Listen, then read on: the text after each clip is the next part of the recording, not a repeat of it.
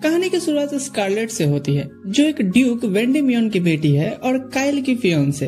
लेकिन काइल, जो प्रेस्टियन किंगडम का दूसरा राजकुमार है, बड़ी सभा में आज स्कारलेट से अपनी एंगेजमेंट कैंसिल कर एक इंस्टाग्राम इन्फ्लुएंसर टर्नेजा को पकड़ उसके साथ अपना आगे का फ्यूचर अनाउंस करता है। सभी लोग सभा में तालियां मारते हैं, जिन्हें नहीं पता कि ये तालियां कुछ ही देर में इन पे भारी पड़ने वाली हैं। वो लड़की टर्नेजा कहती है, I bet you didn't know this, कि मैं काइल को कितना खुश रखूंगी। काइल कहता है, हाँ देखा, ये कितनी केयरिंग और लविंग है, तुम्हारी तरह एक इमोशनलेस पुतला नहीं है। 17 साल में इस बेवकूफ लड़की के साथ एंगेज रहा। स्कारलेट कामली कहती है, आप ऐसा नहीं कर सकते, ये फैसला हम दोनों के जन्म से पहले ही रॉयल फैमिली और ड्यूक फैमिली के बीच हो चुका था। काइल कहता है, हाँ पर मैं एक क्रिमिनल से तो शादी नहीं कर सकता ना। सभी को बताती क्यों नहीं कि तुम टर्नेजा को कितना टॉर्चर और बुली किया करती थी। स्कारलेट कहती है, ये आप क्या कह रहे हैं, इस कोठे वाली से तो मैं पहली बार मिल रही हूँ। काइल कहता है, झूठ, टर्नेजा ने मुझे सब बताया, कैसे तुम एकेडमी में इसके ऊपर नोटबुक फेंका करती थी, इसके बारे में रूमर्स फैलाई और सीढ़ियों से भी धकेलने की कोशिश की। सभी बातें करने लगते हैं कि आखिर ये अपना गलती क्यों नहीं मान रही और कितना जलील होगी। स्कारलेट उसके अब बेफिजूल की बातों से उब जाती है और कहती है, ठीक है, वो उसका एंगेजमेंट कैंसिल करना एक्सेप्ट कर रही है। काइल कहता है, तो तुमने आखिर सब मान ही लिया ना। पता है इस तरह की लड़की को क्या कहते हैं, विलनेस। टर्नेजा कहती है, हिंदी में गुंडी बोलेंगे ना, गुंडी। जाने से पहले स्कारलेट काइल से कहती है, may I ask for one final thing. Kyle कहता है, नहीं चुपचाप दफा हो जाओ यहाँ से। टर्नेजा कहती है, मांगने दो ना डार्लिंग, आखिर क्या ही मांग लेगी। ओ तुम कितनी काइंड हो जाने मन। हाँ मांगो, तुम्हें क्या चाहिए, धन दौलत ज्वेलरी क्या। स्कारलेट धीरे धीरे आगे बढ़ती है, अपने पंजों को मुट्ठी में बदलती है और सीधे टर्नेजा के मुंह की तरफ तेजी से पंच करती है। इस स्लो मोशन के बीच स्कारलेट हमें बताती है उसके इस फूट पड़े गुस्से का कारण। पास्ट में स्कारलेट कह रही थी, अरे भैया उसने ऐसा काम ही किया था कि उसे सबक सिखाना ही पड़ा। लियोनार्डो कहता है, उसकी नाक तोड़ के तुमने सबक सिखाई, चलो ठीक है, पर फिर हंस क्यों रही थी। देखो अगले वीक ऑफिशियल पार्टी है, इसलिए अपने गुस्से को थोड़ा कंट्रोल में रखो, थोड़ी लड़की की तरह दिख मेरी बहन। पार्टी में स्कारलेट की मुलाकात काइल से होती है। तो तुम ही हो स्कारलेट, मेरी फियांसे। स्कारलेट कामली उठ अपना पूरा इंट्रो देती है। मैंने सिर्फ हाँ या ना में जवाब मांगा है, तुम तो इतनी डफर होगी मैंने सोचा नहीं था। आज से तुम मेरा हर बात मानोगी, और ये कैसे अजीब बाल है तुम्हारे। उसके बाद से काइल हमेशा से उसे बुली करता, अपने फन के लिए उसका हर जगह इस्तेमाल करता। इस बारे में एक दिन स्कारलेट अपने डैड से कंप्लेंट करने आती है, बेटी वो महाराज के लड़के हैं, थोड़ा शरारती तो होंगे ना। मैं कुछ नहीं कर सकता, मैनेज करना सीखो। अब ऐसे ही स्कारलेट बताते जाती है कि ऐसे ही मुझे धीरे धीरे इन सब की आदत हो गई। कुछ सालों बाद स्कारलेट नोबल्स की एकेडमी ज्वाइन करती है, जहां उसकी लेस एक्सप्रेशन की वजह से सभी उसे आईसी रोज कह के बुलाते थे। एक दिन यहाँ भी काइले सभी के सामने कहता है, तुम्हें पता है ना कि तुम्हारा यहाँ दाखिला क्यों कराया गया है, ताकि तुम अब से यहाँ मेरी हर तरह से मदद कर सको। और स्कारलेट कहती है, हाँ। उस दिन लंच टाइम पे काइल भड़कते हुए क्लास में घुसकर उसका कॉलर पकड़ कहता है, मेरा लंच कहाँ है। स्कारलेट माफी मांग कहती है, मैं भी ले आती हूँ। और काइल कहता है, लगता है तुम्हें अपनी सहेलियों के साथ गप करने का कुछ ज्यादा ही चस्का लग गया है। वो उसे खींच पनिशमेंट देने ले आता है। बाहर वो कहता है, तुम्हारी हिम्मत कैसी हुई एग्जाम्स में मेरे से ज्यादा नंबर लाने की, क्या तुम मुझे नीचा दिखाने की कोशिश कर रही हो। स्कारलेट समझ जाती है, ओह तो ये सांड इसलिए भड़का हुआ है। काइल तुरंत से अपने कोट से एक चाकू निकाल कहता है, मैं तुम्हारी ये सिल्वर हेयर काट दूंगा एज ए पनिशमेंट, ताकि तुम्हें हमेशा ये बात याद रहे कि सुपीरियर कौन है। स्कारलेट कहती है, आप ऐसा नहीं कर सकते, अगर ये बात मेरे डैड तक पहुंची तो अच्छा नहीं होगा, रॉयल फैमिली से फिर कोई रिश्ता नहीं रह जाएगा।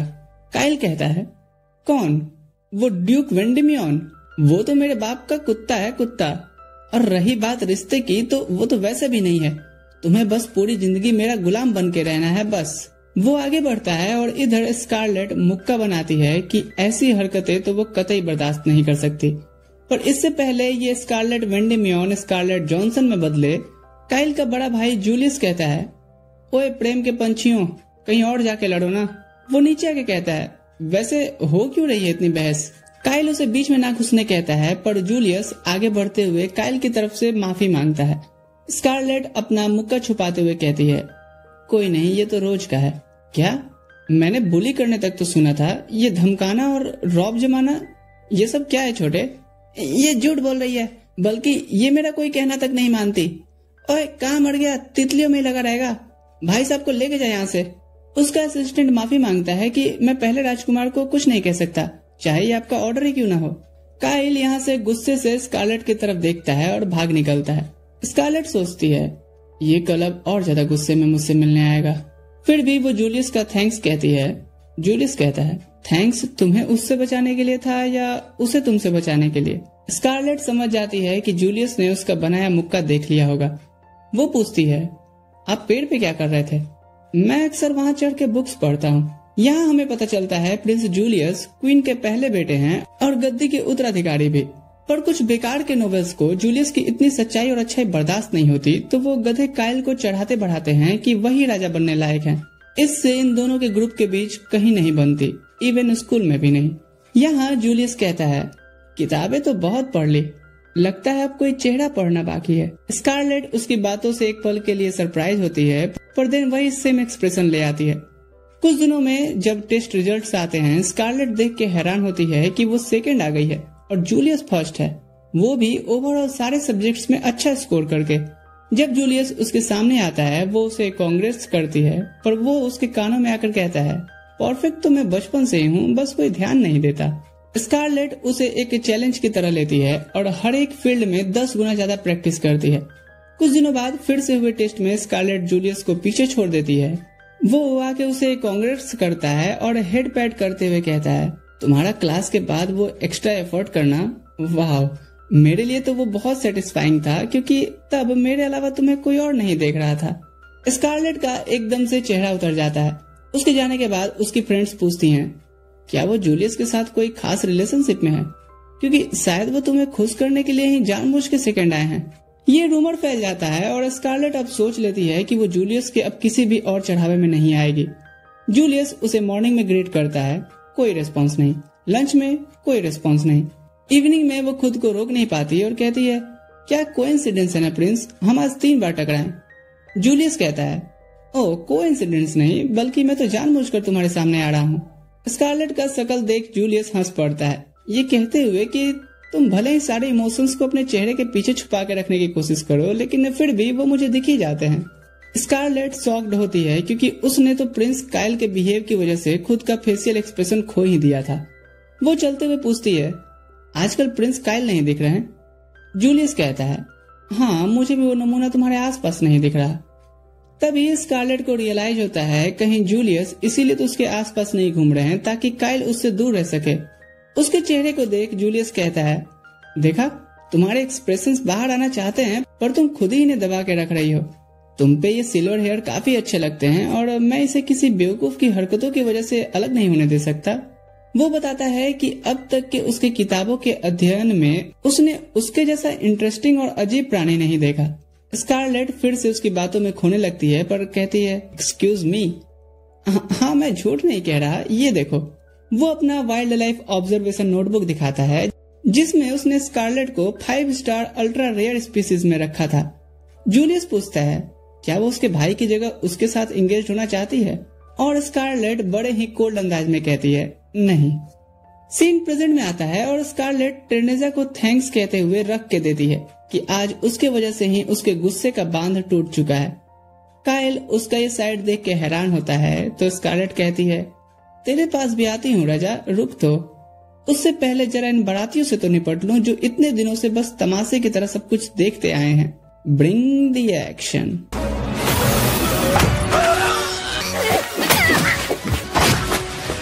सभी को खाने पीने भर देने के बाद वो काइल की तरफ मुड़ कहती है, उफ क्या रात आई है, नफरत भी रंग लाई है। लियोनार्डो और बाकी सब तुरंत से शोर सुन अंदर आते हैं। तब तक तो स्कारलेट का वो पंच काइल को सीधे दीवार में धंसा देता है। लियो उसका भाई ये सब देख हैरान था, वहीं जूलियस तो साइड खड़ा हंस रहा था, ये कहते हुए कि मुझे तो पता ही था कि एक दिन ये ज्वालामुखी जरूर फूटेगी। वो पूछता है, पर इन बेचारे नोबल्स की क्या गलती थी? स्कारलेट कहती है, इनकी गलती ये थी कि ये गलत होते देख हंस रहे थे। मेरा दिमाग खराब हुआ और मैंने इनके दांत तोड़ दिए। जूलियस तो चिल रहता है, वहीं लियो पैनिक करता है कि वो ये सिचुएशन मॉम डैड से कैसे एक्सप्लेन करेगा। जूलियस कहता है, इनको पीटने का वो नजारा तो कमाल का होगा ना, काश मैं भी यहाँ होता देखने के लिए। लियो कहता है, आपको मजाक लग रहा है, इसके बाद हमारे फैमिली रेपुटेशन का क्या होगा। जूलियस कहता है, चिंता मत करो, इसके लिए स्कारलेट पर कोई केस फाइल नहीं होगा, क्योंकि ये सभी नॉवेल्स इसी लायक थे। जूलियस आगे एक्सप्लेन करता उससे पहले ही स्कारलेट को उसकी आवाज धीरे होने लगती है और वो वहीं बेहोश होकर गिर जाती है। 3 दिन बाद उसे चर्च की बेल सुनाई देती है और उसे अब तक इतना ध्यान था कि टू मच क्रोनोवो पावर यूज करने की वजह से वो बेहोश हो गई थी। आंखें खोलते ही वो देखती है कि एक लड़का मेड आउटफिट में उस पे चाकू से वार करने वाला होता है, पर इससे पहले उसे स्कारलेट का मुक्का पड़ता है और वो सीधे दीवार में धंस जाता है। शोर सुन लियोनार्डो कहता है, ओहो, 3 दिन के बाद तो तुम्हें होश आया है और उठ के तुम्हें सबसे पहले यही करना था। मुझे तो डर लग रहा था क्योंकि हर डॉक्टर यही बोल रहा है कि तुम्हें कुछ नहीं हुआ है। स्कारलेट उसे चिंता में डालने के लिए माफी मांगती है, तभी जूलियस कहता है, हाँ क्रांतिकारी, आओ चाय पे बैठ के बात करते हैं। वो बताता है कि काइल से तुम्हारी एंगेजमेंट कैंसिल हो गई है और उसकी हरकतों के लिए उसे जायदाद से बेदखल भी कर दिया गया है। साथ ही उस ऑर्गेनाइजेशन का पर्दाफाश भी हुआ है जो नोबल के भेष में काइल को चढ़ा बढ़ा के गद्दी का लालच दे रहे थे, ताकि बाद में वो पूरी तरह से किंगडम पर कब्जा कर सके। महाराज ने तुम्हें माफ कर दिया है, साथ ही घरेलू सारी चीजें सही होने तक तुम सिंगल रह सकती हो, यानी मुझे थोड़ा और इंतजार करना पड़ेगा। कोई नहीं, वैसे कमाल की बात यह है कि तुम्हें किंगडम के लोग एक और नाम दिए हैं, क्योंकि तुम अकेली सब संभाल लेती हो, खून तुम्हारा श्रृंगार होता है, खूबसूरत पर साथ ही डरावनी भी, इसलिए ब्लड क्वीन। लियो फ्रस्ट्रेट होकर कहता है, लोग पिछले वाला ही nickname Mad Dog noble women भूल नहीं पाए थे कि एक और। जूलियस हंसते हुए कहता है, अच्छी बात है ना, लोगों को इन सब में बिजी रहने दो, तब तक हम उस ऑर्गेनाइजेशन का पता लगाएंगे जिसका लीडर गॉडविन है। मुझे तब से ही शक था कि गॉडविन जैसा पावरफुल पर्सन आखिर काइल की बेवकूफी भरी चीजों में साथ क्यों दे रहा है। अब समझ आया उसका सारा चाल। सेकेंड प्रिंस के जरिए वो किंगडम पर कब्जा करना चाहता था। फिर वो उसे बुलाता है जिसने सीक्रेटली ये सब पता लगाया, सिगरेड। उसे देख स्कारलेट कहती है, ये तो वही काइल का असिस्टेंट है ना। सिगरेट तुरंत से माफी मांगता है अपने पुराने बिहेवियर के लिए, पर स्कारलेट याद करती है कि ये कभी भी उसे बुली तो नहीं किया था। वो कहती है, मुझे पता नहीं था कि सैनिक इतनी अच्छी एक्टिंग भी कर लेते हैं। सिगरेट फिर भी खुद को अपने बिहेवियर के लिए गिल्टी मानता है और सजा देने बोलता है। स्कारलेट उंगलियां बजाते हुए उठ कहती है, ये हुई ना बात। वो पंच लॉन्च करती है। सिगरेट बिल्कुल सीधा खड़ा रहता है, लेकिन वो पंच उसके मुंह के साइड में फिनिश करती है। फिर उसके गालों को टच कर कहती है, वो भूली नहीं है कि कैसे वो किसी न किसी बहाने से उसे एक्सट्रीमली ह्यूमिलिएट और एम्बेरस्ड होने से बचाया करता था। सो जाओ, माफ किया। मीटिंग फिनिश करने के बाद स्कारलेट याद करती है कि उस पे जो सुबह अटैक हुआ था वो हो सकता है गॉडविन ने करवाया हो। वो उस कैदी से मिलने उसके कोठरी में आती है जहां वो फॉक्स बन के उस पे अटैक करने बढ़ता है, पर वो उसे साइड करते हुए कहती है, मुझे पता है तुम बीस्ट नना का हो। तुरंत से वो बीस्ट अपने बॉय फॉर्म में आता है और नाइफ उठा कहता है, मुझे तुम्हें मारना ही पड़ेगा। स्कारलेट का ध्यान उसके चेस्ट के निशान पर जाता है, जिसका मतलब ये था कि कोई उसे अपना गुलाम बना के काम असाइन करने को दिया है। वो कहती है, अगर मैं तुम्हें इस चीज से फ्री कर दूं तो तुम्हें उसके बारे में हर वो डिटेल्स बतानी होगी जिसने तुम्हें यहाँ भेजा है। ननाका कहता है, हाँ, अगर ऐसा वो कर पाई तो उसकी वो हर बात मानेगा। ये हुई ना बात। स्कारलेट तुरंत से उसे लेटा के उसके चेस्ट पे रिवर्स मैजिक करने लगती है, ये कहते हुए कि हर इंसान के ऊपर एक गॉड की कृपा होती है, लेकिन किस गॉड की कृपा खुद पे है ये बहुत कम इंसान पता लगा पाते हैं, और जो मेरे जैसे कुछ पता लगा लेते हैं वो उनकी और ज्यादा आराधना करके उनसे और भी ज्यादा ब्लेसिंग्स ले सकते हैं। तुरंत से उसका शरीर पहले जैसा हो जाता है। स्कारलेट कहती है, ये क्रोनोवा गॉड का टाइम रिवर्स मैजिक था और इसी वजह से रॉयल लोग चाहते हैं कि मैं उनकी फैमिली की पार्ट बनूं। उन्हें ये हलवा लगता होगा, पर इसमें बहुत एनर्जी एग्जॉस्ट होती है। उस पार्टी में सिर्फ एक नोवेल से दूसरे नोवेल तक पहुंचने के लिए ही यूज करने पे मैं 3 दिन तक बेहोश पड़ी थी, पर ये मेरा सीक्रेट है, किसी को मत बताना। ननाका कहता है, आपने मेरी जान बचाई है इस गुलामी से मुक्त करके। इंसान अपने वादे भूल सकते हैं पर बीस्ट नहीं। वो बताता है कि उसे गॉडविन ने ही हायर किया था, और न सिर्फ मुझे बल्कि वो कई तरह के गुलाम भी खरीद रखा है जिन्हें हर किंगडम में जासूसी करने भेजता है, ताकि वहाँ उनका विभीषण कौन है इसका पता लगा सके। ऐसे ही वो अपना साम्राज्य फैला रहा है और काइल जैसे कुछ बेवकूफ लोगों का उससे सपोर्ट मिल रहा है, जिस वजह से कोई उसका कुछ नहीं बिगाड़ पाता। स्कारलेट उठते हुए कहती है, मैं आई उसके डंके पे चोट मार के।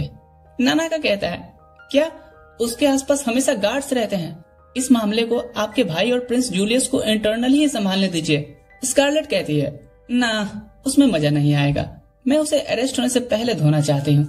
नानाका कहता है, जरा सुनिए तो, गॉडविन हर महीने एक स्लेव ऑक्शन में आता है जो अगले वीक ही होने वाला है, पर कहाँ ये नहीं पता, लेकिन हम उस स्लेव ट्रेडर से पता लगा सकते हैं जिसने मुझे बेचा था। अगर मेरे जैसे और लोग भी इस गुलामी से फ्री हो पाए तो मैं एक गद्दार का भी टैग लेने के लिए तैयार हूँ। स्कारलेट को ये प्लान अच्छा लगता है। ठीक है फिर 3 दिन बाद वो निकलते हैं उस ट्रेडर की तलाश में, पर स्कारलेट जूलियस को पीछे लगा देख कहती है, आप जाके अपने तरीके से तहकीकात क्यों नहीं करते हैं? जूलियस कहता है, किताबें और डिसिप्लिन पढ़ के मैं बोर हो गया हूँ और पेपर वर्क्स में मैं टाइम वेस्ट नहीं कर सकता, खास करके तब जब बात मेरे किंगडम के लोगों को पकड़ के गुलाम बनाने की हो रही हो। स्कारलेट कहती है, असली कारण बताइए प्रिंस। वो मैं इतनी इम्पोर्टेंट कॉन्वर्सेशन कैसे मिस कर सकता था?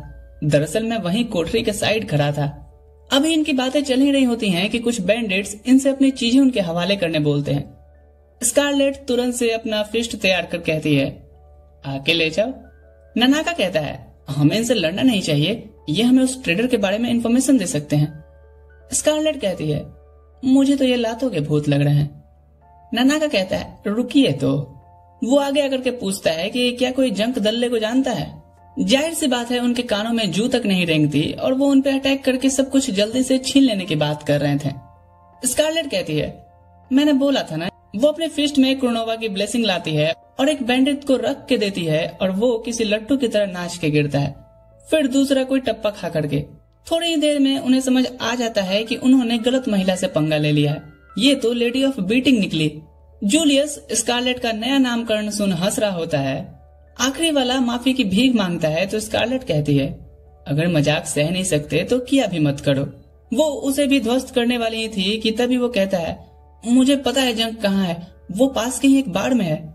स्कारलेट कहती है, थैंक यू, ये थोड़ा कम दर्द देगा। जूलियस तालियां बजाते हुए आता है और कहता है, जंक से मुझे ही बात करने देना। नानाका तो जा नहीं सकता, वरना इसे देख शायद वो पहचान ले। तीनों उस बार तक पहुंचते हैं जहां स्कारलेट और नानाका बाहर वेट कर रहे होते हैं। थोड़ी देर में जूलियस आता है ये कहते हुए कि नाम और लोकेशन का तो पता चल गया है जहां ऑक्शन होने वाला है। स्कारलेट कहती है, और हम इस ऑक्शन में घुसेंगे कैसे? नानाका कहता है, मेरे पास एक तरीका है।